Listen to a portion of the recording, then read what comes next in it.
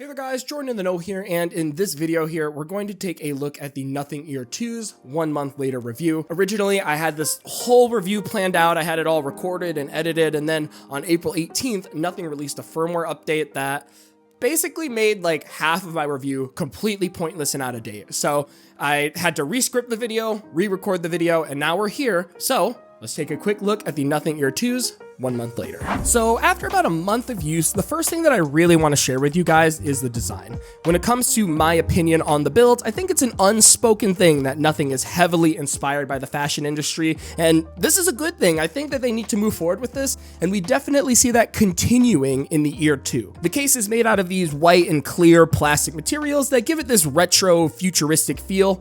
Of course, that transparent plastic also allows you to see the components inside the case, such as the earbuds, alongside all the dirt and grime and scratches you happen to accumulate over time while using them. I also like some of these subtle touches, such as the metal accents and the branding. To me, this is a well-designed case in terms of style, and the visuals overall just break up those traditional black and white pill-shaped cases that we normally see on the market today, with some downfalls, which we will talk about later in the dislike section of this review. This brings me into features, and I have to say, we have pretty much everything that we can expect in the high-end consumer earbud market. We get active noise cancellation, which works pretty well, I'd say. You can block out a lot of outside noise just by being at 40 to 50% volume while of course listening to music. We also have a transparency mode where you can hear the world around you while your headphones are in use, a built-in equalizer, options to customize the button controls on the earbuds, and various tests to take regarding personalized sound profiles or optimized noise cancellation, which I don't know. To me,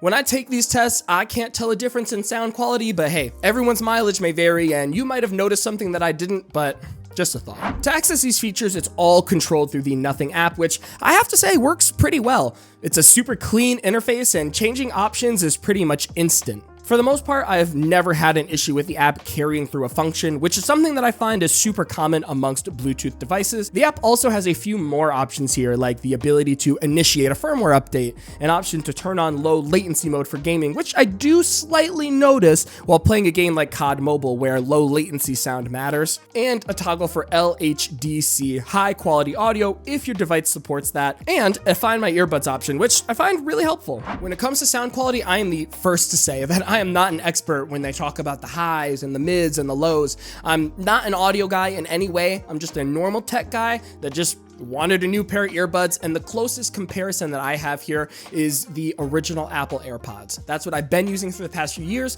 Now I'm using the Nothing Ear 2's. So when I talk about sound quality, it's going to be more so a big picture discussion here about just my thoughts. And I have to say here, from the big picture perspective, I am pretty impressed. The best way I can describe it is it feels like I have the quality of over-ear headphones and these tiny little earbuds. For the past few years, I've been using the first gen Apple AirPods, and compared to the Nothing Ear 2's, everything sounds so much clearer. I can hear every instrument, and to me, listening to music on the Ear 2's is a complete, full experience, and I can definitely notice a big difference here. Like I said, I'm not an audio guy, so I apologize for not having a better descriptor. To me, it either sounds good or it sounds unpleasant, and to me, they sound great. So I don't think sound quality here is going to be an issue you need to look out for when it comes to these earbuds.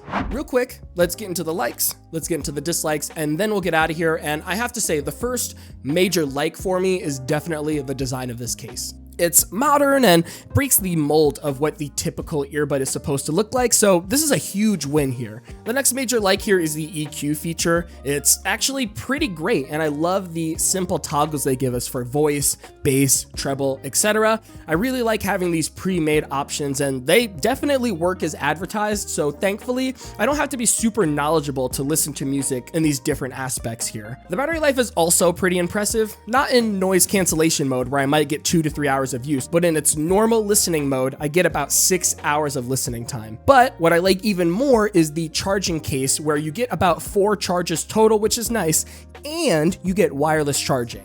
As for the dislikes, most of these are subjective and have more to do with me personally than the average consumer out there, but since this is a review, I did want to bring it up anyway, and I hope it helps. The first and most important dislike is without a doubt connection issues.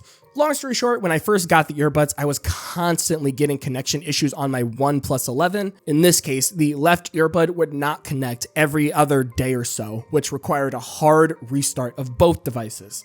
And often I would get crackling or popping noises no matter what settings or streaming services I was using. Because of this, I switched using the Nothing Ear 2s to the Pixel 7 to see if I saw a difference, and I did.